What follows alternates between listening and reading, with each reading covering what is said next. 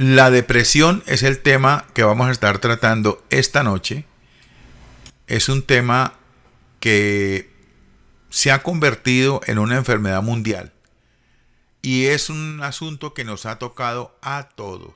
El que diga que no está mintiendo. El que diga que no le ha llegado un momento en toda su vida de sentirse bajoneado, de sentirse sin ánimo, de sentirse mal, entonces no me diga mentiras, porque todos hemos sentido depresión, o por lo menos hemos sentido que nuestro optimismo no está igual a como está todos los días. Capítulo 7. La depresión. Sin tener la intención de tener amargura, me he hecho la misma pregunta después de vivir determinadas circunstancias. Creo que todos lo hemos hecho. La verdad es que somos muy parecidos a la ola en que nos encontramos. Cuando nuestros espíritus están allá en todo lo alto, estamos inundados de optimismo, de esperanza y de una agradable expectativa. Pero cuando nos encontramos en la parte baja, en la marea baja, entonces estamos sumidos en la decepción y el desánimo y mantenemos pensamientos llenos de desilusión. Generalmente tenemos la tendencia a esconder como una máscara de los demás lo que sentimos internamente. Nos protegemos con gruesas capas de una imagen pública, brillante por la cera de la superficialidad y embellecida con el cliché religioso, tal vez dos. Pero mientras tanto, cuando aparece la marea menguante, cuando los vientos fríos azotan la arena vacía, allí en las profundidades, lentamente se mueve otro gigante, un gran dragón llamado depresión. Si usted es uno de aquellos que sincera y verdaderamente nunca anda en la marea baja, si es alguien que nunca siente estas opresivas punzadas de la depresión periódico, estoy seguro que son pocos, usted no entenderá lo que intento pintar o las molduras que he elegido para este cuadro. Pero si usted es como yo, no necesita de un guía que lo lleve por la galería donde existen sombras que despiden sus extenuantes auras. Hay peculiares mareas bajas que a menudo siguen a las grandes victorias. Eso es todo. ¿Eso es todo lo que hay en la victoria? Elías se preguntó eso cuando todavía estaba fresca en la mente la imagen de la sorprendente victoria en el Monte Carmelo. El profeta se sintió vulnerable y atemorizado. Debajo de las nudosas ramas de un torcido enebro, levantó su voz delante de Dios, no para despedir una alabanza espontánea, sino por estar abrumado por la autocompasión. Elías estaba experimentando la marea baja que a menudo sigue a las victorias. También hay aquellas mareas bajas muy especiales que acompañan a una gran visión. ¿Eso es todo? ¿Es todo lo que hay en la visión?, preguntó Pablo. Habiendo dado pasos gigantescos para avanzar en grandes regiones de Asia y habiendo forjado una teología impecable que serviría a la iglesia a través de los siglos, el apóstol fue atrapado por la marea baja de la depresión. Él lo admite libremente en su segunda carta a sus amigos de Corinto, porque hermanos, no queremos que ignoréis acerca de nuestra tribulación que nos sobrevino en Asia, pues fuimos abrumados sobremanera, más allá de nuestras fuerzas, de tal modo que aún perdimos la esperanza de conservar la vida. Segunda a los Corintios 1:8.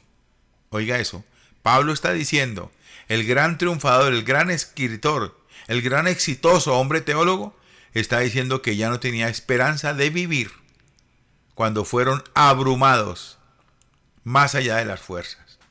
Mientras se encontraba en las alturas, al alcanzar una vasta y amplia visión, el apóstol Pablo tropezó y cayó en un profundo pozo de súbita desesperación.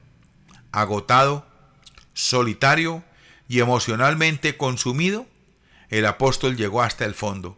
La gran visión a menudo está acompañada de una marea baja, una enfermedad que no está limitada a los santos del primer siglo.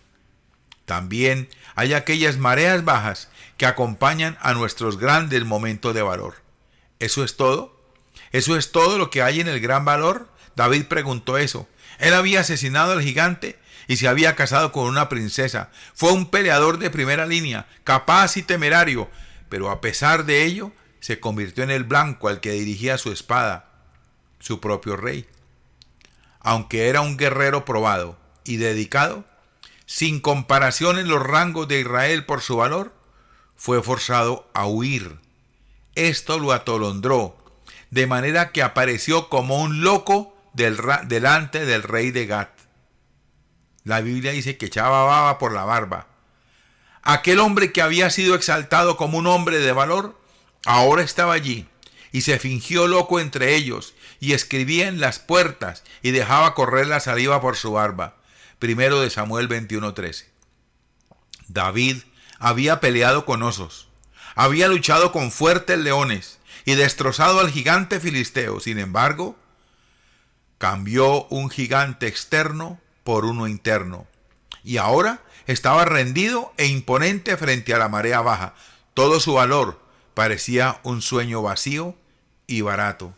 Mientras Goliat, el gigante, había caído muerto, un gigante había nacido en su ser. La marea baja de la depresión, cuán dolorosa, pero esencial es. Sin ella, los cambiantes océanos se convertirían en cuerpos de agua aburridos y pronosticables. Sin un matrimonio misterioso con la luna, sin su atractivo magnético y romántico. Sin la marea baja de la depresión, no habría necesidad de la existencia de Eliseo que ministraran a los Elías. No habría necesidad de que los visionarios cayeran de rodillas reconociendo su dependencia de Dios, ni de los valientes que serían recordados acerca de cuál es su fuente de fortaleza. ¿Eso es todo? ¿Eso es todo lo que hay en las mareas bajas? Por supuesto que no. Hay más, mucho más, y gran parte de esto no puede describirse, solamente puede ser descubierto. Capítulo 8. La soledad. Esta es la palabra más solitaria de todo el lenguaje humano. Es capaz de poner la carga más pesada que el corazón puede soportar. Esta palabra no tiene favoritos. Ignora todas las reglas de cortesía. No conoce frontera ni barrera. No muestra misericordia. Rechaza todo trato y detiene el reloj con absoluto desprecio. No podemos sobornar a la soledad, ni se puede dejar atrás. El amontonamiento de la gente solo la empeora. Las actividades solo la profundizan. Es tan silenciosa y destructiva como el desbordamiento de un río que en medio de la noche, al abandonar su fangosa ribera, se filtra hacia nuestras moradas para llevarnos a la cresta de una ola de desesperación. Las lágrimas caen de nuestros ojos, así como los lamentos salen de nuestros labios, pero la soledad, aquel huésped no invitado de nuestras almas, llega al atardecer y se queda para cenar. Usted no ha conocido lo más profundo de la melancolía hasta que la soledad no le haga una larga visita. El gran compositor Piotr Tchaikovsky la conoció y por eso escribió las siguientes palabras en un tono menor. Nadie más que un corazón solitario puede sentir mi angustia. Simplemente no existe otra angustia como la consumidora angustia de la soledad. Pregúnteselo al preso de una cárcel en un día por la tarde, o a los hombres en alta mar que se encuentran a miles de kilómetros de distancia en sus hogares, o a algún bar de la esquina. Pregúntele al divorciado en su pequeño apartamento, o a quien acaba de enterrar a un cónyuge, o a aquella pareja que sufre por la pérdida de su hijo. Y hasta pregúntele a algún soltero, con una mente totalmente enfocada en su carrera profesional y que prepara comida para uno y se acuesta temprano, está solo, rodeado de los silenciosos recuerdos de una canción del pasado y la decepción del presente. En el camino de la vida me he encontrado con muchos que se identifican con el lamento de Tchaikovsky. Como una viuda noruega, una pequeña mujer que vive sola con las fotos de aquel que fue tomado por la voluntad de Dios. como una joven enfermera que en 1967, después de un romance hecho añicos y un quebrantado noviazgo, regresó a su tierra para iniciar todo de nuevo. ¿Qué tal de al alcohólico, quien en una mañana invernal lloraba en mi oficina, sosteniendo en sus manos la amarga nota dejada por su esposa e hijos que decía: adiós para siempre? ¿Y qué tal del esposo que junto a la fresca tumba de su querida esposa, en una ladera azotada por el viento, preguntó sollozando en mi oído: ¿y ahora qué? O la desilusionada adolescente, lejos de casa y con un hijo en su vientre, preguntándose: ¿cómo puedo enfrentar el mañana? Hace algún tiempo, alguien puso un anuncio en un periódico de la ciudad de Kansas City: por $50, escucharé a usted durante 30 minutos sin hacer ningún comentario.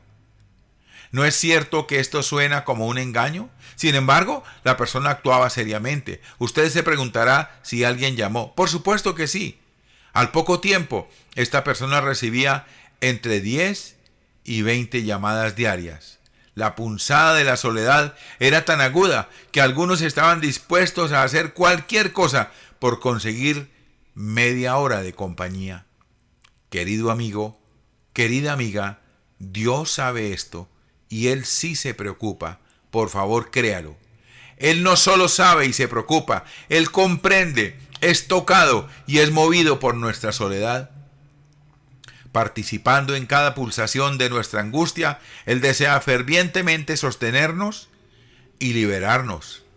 En aquel mortal sufrimiento que ocurrió en el Gólgota, nuestro Salvador experimentó el impacto máximo de la soledad. Por un periodo de tiempo no revelado, su padre lo abandonó. Sus amigos ya habían huido y uno de ellos lo había traicionado. Ahora su padre se había alejado. En la profunda angustia de aquel momento, nuestro Señor clamó a gran voz, lo cual literalmente quiere decir que gritó. La soledad de aquellos tenebrosos momentos en que nuestro Salvador llevó sobre sí nuestros pecados no puede describirse adecuadamente en el papel.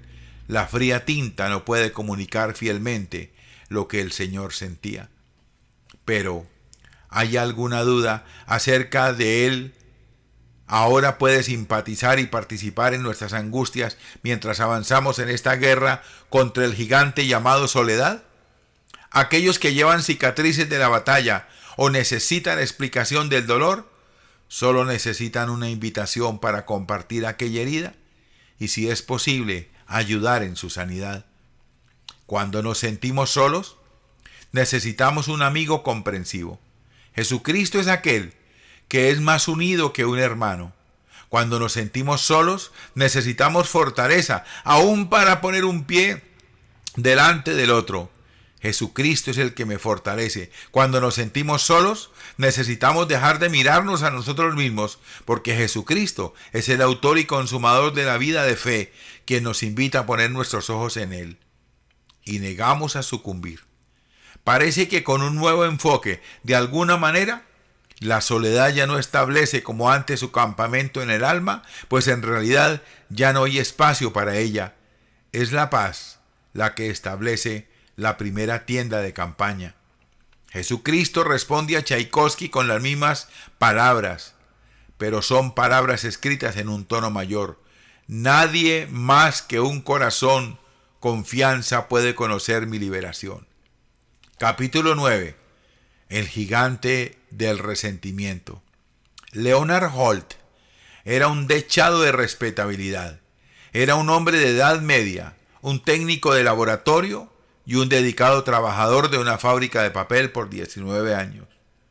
El señor Holt era admirado como un modelo en su comunidad, tanto como líder de los Boy Scouts, como un padre afectuoso, así como un miembro del cuerpo de bomberos y también como un asistente regular de su congregación. Hasta que una mañana, de mucho viento en octubre, aquella imagen explotó en una muy bien planificada hora sangrienta. El señor Holt decidió montar una revuelta de un solo hombre en contra del mundo con el que interiormente estaba resentido. Este experto tirador, Antes de dirigirse a su automóvil hacia la fábrica, metió en los bolsillos de su abrigo 2 pistolas, una automática calibre 45 y una Smith & Wesson calibre 38. Se estacionó tranquilamente y, empuñando una pistola en cada mano, se escabulló silenciosamente en el lugar de trabajo. Comenzó a disparar en un frenesí tan calculado que lo que se veía parecía una escena de una película de acción.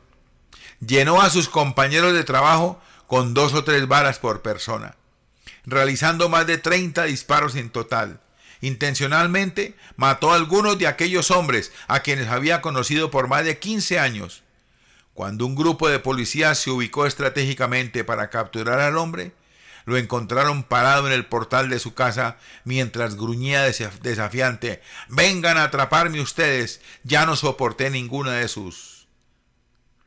Un desconcierto total barrió el vecindario. Policías y amigos confundidos por fin descubrieron una tenue cadena de lógica tras aquel breve reinado del terror. En lo más profundo del corazón y el alma de Leonard Holt rugía el gigante del resentimiento. Aquel hombre que aparecía como un monje en el exterior guardaba un odio asesino en su interior. Una investigación subsiguiente llevó a la policía a numerosos descubrimientos que demostraban esa verdad.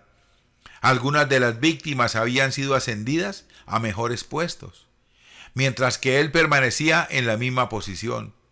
Más de uno de sus compañeros que iban al trabajo en automóvil de Leonard dejaron de hacerlo por su irresponsable manera de conducir. Un vecino había sido amenazado y agredido por el señor Holt debido a una discusión por un árbol caído. Este hombre estaba rebosando de una ira llena de resentimiento que no podía ser contenida por más tiempo. Debajo de la foto de Leonard apareció en la revista Time el título que comunicaba la verdad: responsable, respetable y resentido. En el exterior, este hombre mostraba un aspecto de afecto y de respeto. En la iglesia daba una sonrisa que pudiera inclinarle a pensar a uno que estaba de la mano del arcángel Gabriel. Conocía los himnos de memoria y hablaba al grupo de Boy Scout con labios llenos de su bondad y palabras persuasivas. Por 19 años realizó su trabajo con elogiable diligencia y cada día habló con sus superiores con palabras amables. Luego, algo estalló. Su sonrisa se transformó en un gruñido. La apariencia de tranquilidad tuvo una erupción como una fuerza volcánica. El cantor de himnos, el que asistía a una iglesia, llegó a ser un profano infiel. Así ocurre con el resentimiento. Cuando debido al descuido se permite la amargura, el gas tóxico del odio echa espuma en la sala de caldera del alma. Lo hace hasta que quema. La presión asciende a una magnitud enloquecedora y entonces es solo cuestión de tiempo. El daño es siempre trágico y a menudo irreparable. Un niño abusado, un hijo que huye, un crimen pasional, malos antecedentes, palabras groseras, falta de armonía en el hogar, pérdida del trabajo, un testimonio arruinado. Nada de esto es nuevo. Salomón descubrió el problema hace mucho tiempo. Como baño de plata sobre vasija de barro son los labios salameros de un corazón malvado. El que odia se esconde tras sus palabras, pero en lo íntimo alberga perfidia. No le creas, aunque te alabe con dulzura, porque su corazón rebosa de abominaciones. Tal vez disimule con engaños su odio, pero en la asamblea se descubrirá su maldad. Proverbios 26, 23 al 26. La respuesta al resentimiento no es complicada, solo que es dolorosa. Se requiere sinceridad. Usted debe, en primer lugar, revelar y exponer ese gigante. Luego se requiere humildad. Usted debe confesarlo delante de Dios, del Señor que murió por esos pecados. Pudiera ser necesario que también pida perdón a aquellos que ha ofendido debido a ese resentimiento inundado de amargura.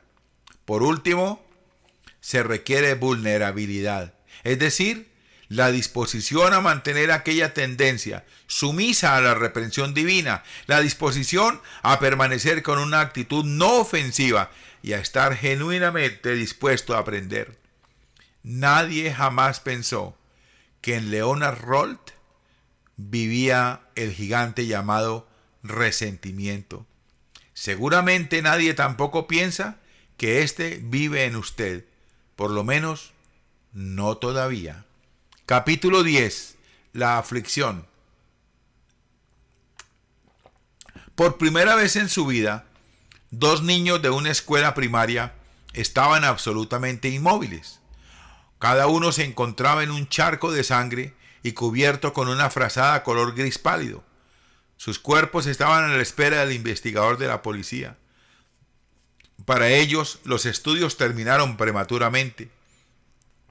Con omnipotente autoridad, sin anuncio previo y sin que nadie la invitara, la señora de la guadaña visitó a la vasta metrópoli de la ciudad de Los Ángeles en un cruce de calles Beach y Rosencrantz. En medio de un fuerte tránsito, a plena luz del día, la dictadora llamada muerte vino, observó y conquistó. La muerte siempre lo hace así. Así lo dice George Bernard Shaw, quien escribe: las estadísticas de la muerte son muy impresionantes. 1 de cada 1 muere. Pero, ¿qué de aquellos que deben seguir viviendo? ¿Qué de aquellos que deben tratar de recuperarse? Mientras estaba de pie al lado de mi hijo mayor, luchando por ahogar las lágrimas y tratando de tragarme ese nudo en la garganta, seguía pensando en aquellas dos familias que nunca más serían las mismas. Dos padres, dos madres, cara a cara, frente al gigante de la aflicción. Yo podía imaginarme el cuadro de lo que ocurriría en los días siguientes. Indescriptible, pena, desilusión, noches de insomnio, constantes recuerdos, ansiedad paralizante, ese insoportable sentimiento de pérdida, la insensibilizadora mezcla de ira, impotencia, negación y confusión. Hagamos una pausa aquí e imaginémonos que usted es uno de los vecinos de aquellas familias afligidas. Imagínese que usted es el vecino de la casa contigua. Suponga que un día jueves cualquiera suena el teléfono de su casa o alguien golpea a la puerta en ella. La información que recibe lo paraliza. Usted se siente que tambalea y cree que todo es un sueño, una pesadilla sería mejor la palabra. La vida parece detenerse súbitamente. Ese jueves parece extrañamente sagrado y casi misterioso. La aflicción de alguien muy cercano se hace tan verdadera que casi puede ser tocada. El dolor acuchilla profundamente y quizás su primer pensamiento es «¿Cuánto lo siento por él?». Su segundo pensamiento es «¿Qué puedo hacer para ayudar?». ¿Cuál sería la mejor expresión de amor, compasión y simpatía que puedo tener? Súbitamente usted se encuentra atrapado. No existe un juego de reglas para seguir. No tiene un manual de instrucción de cómo mostrar misericordia. Rápidamente hojea su Biblia sin encontrar notas de algún sermón cuyo lema sea cómo consolar a los que sufren. No, querido amigo, el consuelo para los que sufren no puede ser regulado o sistematizado. Tratar de seguir unos movimientos programados no haría sino convertirlo a usted en un buen candidato para ser otro de los consejeros de Job. Y ninguno de nosotros quiere ese título. ¿Qué puede hacer? ¿Qué se debe o no se debe hacer? ¿Qué se puede decir que sea apropiado y apreciado? Sea verdadero. Al tratar de acercarse a su amigo, admita sus resentimientos francamente. Si la noticia lo paralizó, dígalo. Si siente que va a llorar, llore. Si está sobrecogido con piedad y compasión, admítalo. Usted puede ser un cristiano con una firme esperanza de la vida venidera, pero también es humano. No lo esconda. Pudiera ser que a través de esa puerta se desarrolle un sendero de amistad. Esté quieto. Más que sus palabras, es su presencia lo que será más apreciado. El grueso manto de la aflicción ha caído sobre su amigo. Ha traído tinieblas y pesar inexplicable. La abundancia de palabras y el intento de instruir solo revelará un espíritu insensible a la persona que sufre. La familia de Joel Bailey, en un periodo de varios años, perdió a 3 de sus hijos. En su libro The View from Hearst, La vista de la carroza fúnebre, él escribe francamente que de los sentimientos que experimentó cuando cada uno de sus hijos murió. Estaba sentado, destrozado por la aflicción. Alguien vino y me habló acerca de cómo Dios procede, de por qué esto ocurrió y de la esperanza que hay más allá de la tumba. Esta persona hablaba constantemente y dijo cosas que yo sabía que eran verdad. No fui conmovido, excepto para desear que se alejara. Finalmente lo hizo. Otra persona vino y se sentó a mi lado. No dijo nada, no me hizo preguntas penetrantes, solo se sentó a mi lado por 1 hora o tal vez más, escuchando cuando yo decía algo, respondiendo brevemente y luego de orar de una forma muy sencilla se marchó. Fui conmovido, fui consolado, no quería que él se fuera. ¡Qué apoyo! Aquellos que consuelan deben tener un corazón comprensivo y tierno. Los que consuelan no se acercan para citar versículos bíblicos o con el fin de prestarle un montón de libros para que el afligido los lea. Simplemente se acercan para decir que se preocupan. No tratan de borrar el dolor del presente poniendo énfasis en la esperanza del futuro. Están comprometidos a apoyar. Desean comprender al que sufre. Pocas cosas pueden sanar tan bien los espíritus como el bálsamo de un abrazo de apoyo. Una pequeña niña que debido a la negada de la muerte perdió a su compañero de juego, un día le dijo a su familia que ella había ido a consolar a la afligida madre de su amigo. ¿Qué le dijiste?, preguntó su padre.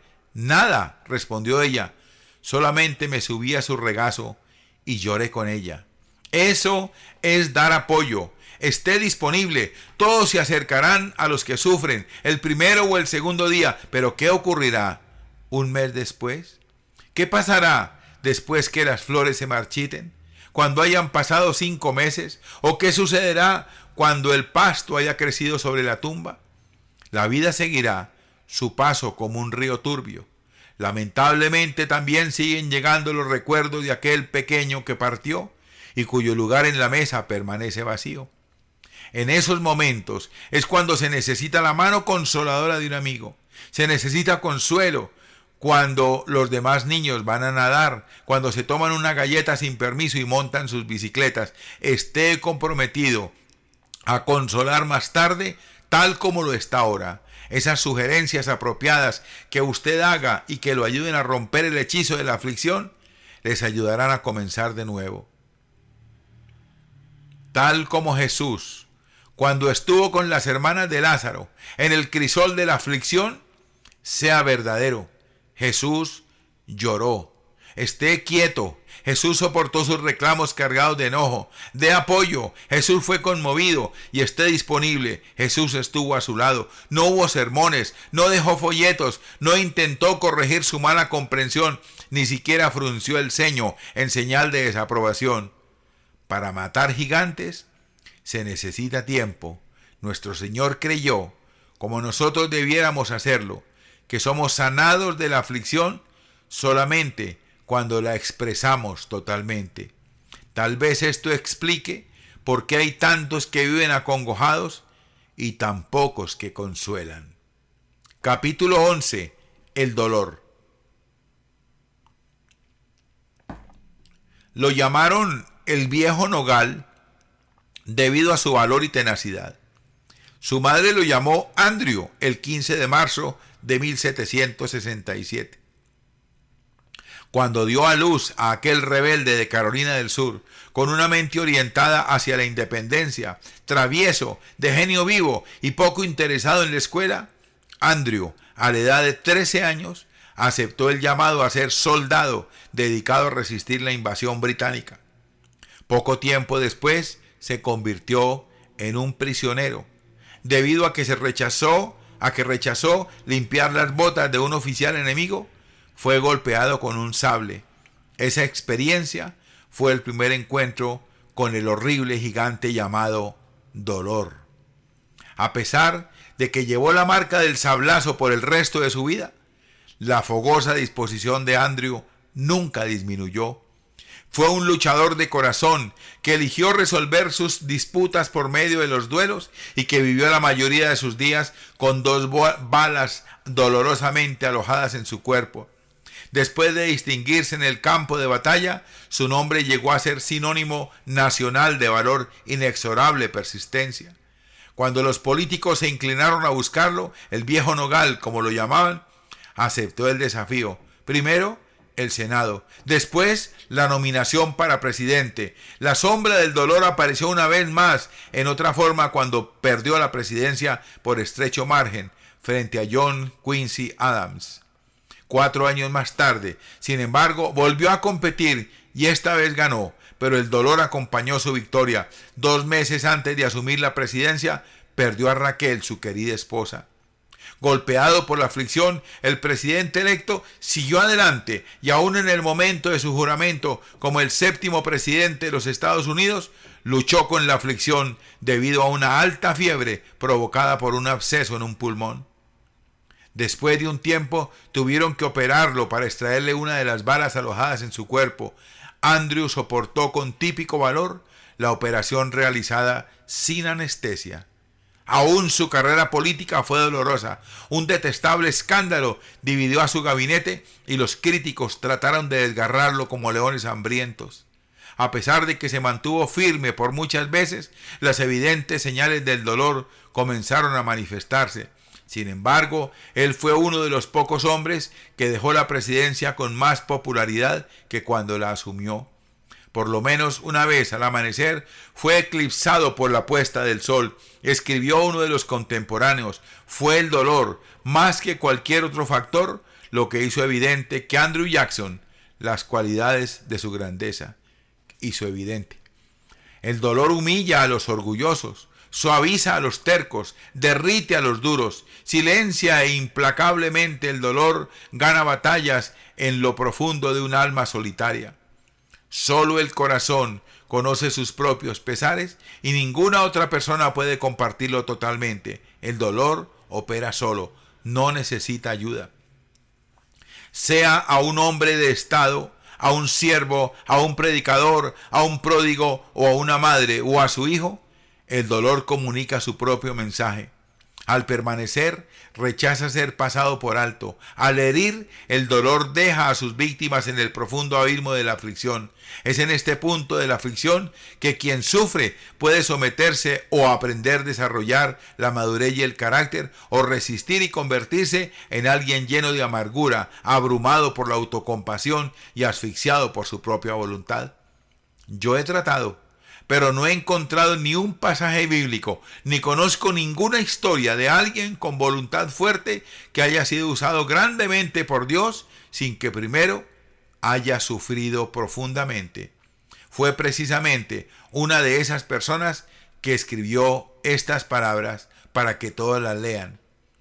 Huéspedes, el dolor golpeó a mi puerta y dijo que venía para permanecer aquí a pesar de que no le diera la bienvenida, y le demandé que se alejara de mí. Él vino a mí y como mi propia sombra no dejaba de seguirme. De su espada cortante y miserable ni un momento libre podía sentirme. Y otro día, otro a mi puerta llegó, otro suavemente vino a mi puerta a golpear. Yo grité: no, el dolor ya vive aquí, ya no hay lugar para otro que quiera entrar. Luego oí su tierna voz: soy yo, no tengas más temor. Es lo que vino a decir. Y desde el día en que él entró, una gran diferencia comencé a vivir. Martha Snell Nicholson. Capítulo número 12. Postergación. Permítame presentarle a un ladrón profesional. Es probable que usted nunca distinga a este tipo astuto en una muchedumbre, pero a través de los muchos años lo han considerado un gigante formidable. Tan rápido como un rayo láser y tan silencioso como un rayo de luna, puede traspasar cualquier cerradura de su casa u oficina. Una vez que entra, sus modales atractivos cautivarán su atención. Usted lo tratará como el más íntimo de sus amigos. Pero tenga cuidado, pues él lo despojará a usted sin una pizca de remordimiento. Debido a que es un maestro de la lógica mañosa, este bandido arreglará los hechos de la forma que sea necesario como para ganar su simpatía. Incluso cuando otros cuestionaron su carácter, usted se encontrará no solo creyendo en él, sino citándolo y dependiéndolo. Demasiada tarde podrá descubrir sus artimañas y a pesar de su molestia tendrá que darle crédito como el más mañoso de todos los ladrones. Aunque nunca llegan a darse cuenta de eso, pasean tomados de la mano hasta la misma tumba con el mismo ladrón que les ha robado la vida. ¿Cómo se llama? Es un hombre sencillo. Se llama simplemente postergación. ¿Cuál es su especialidad? Roba el tiempo y el incentivo. Como el astuto ladrón que se aleja con objetos valiosos, dejando en su lugar sustitutos baratos, la postergación deja excusas, justificaciones, promesas vacías, vergüenza y culpabilidad. Como la mayoría de los tramposos, este profesional lo ataca cuando usted está débil. En el momento en que baja sus defensas, aparece cuando usted se levanta un sábado en la mañana después de pasar una semana difícil. Voces insistentes de tareas no cumplidas hacen eco en su cabeza y suplican que les preste atención. Súbitamente su estafador aparece y comienza a negociar con usted. Cuando el sol se marcha, también se ha marchado su día y junto con ello su esperanza. En otro caso, consciente de peso excesivo, usted se sube a la balanza y no puede creer lo que ve. Sin embargo, es la balanza la que dice la verdad, a pesar de que este ladrón le entrega una interpretación diferente. Robando esa oleada de motivación, este gigante musita la palabra mágica: mañana empiezo.